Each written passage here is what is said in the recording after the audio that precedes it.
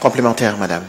Malheureusement, Gaza faisait pas partie de la liste. Gaza, c'est une prison à ciel ouvert. Ça, je ne sais pas si vous en ont parlé là-bas.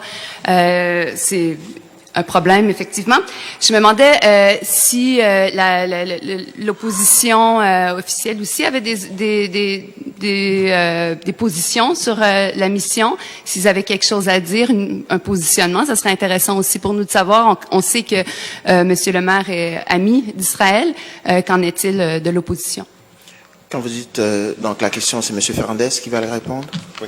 Ça vous va? Madame, moi je considère que, et je réponds à mon nom personnel parce qu'on n'a pas eu le temps de faire une réflexion en caucus sur la question. Je considère que Israël a bien sûr sa raison d'être, que le peuple israélien est un peuple qui a beaucoup souffert dans le passé, qui vit dans un contexte de violence permanente dans une région enflammée.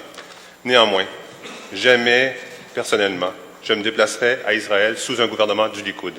Jamais sous un gouvernement dirigé par Netanyahou.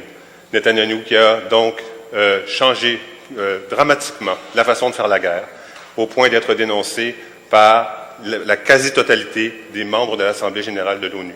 Les assassinats ciblés, la construction du mur, les colonisations illégales dans Cisjordanie, l'attaque contre l'école de l'ONU lors de la guerre de Gaza, le blocus, ce sont là des conditions qui empêchent la solution pratique des deux peuples qui est soutenue par le reste du monde entier.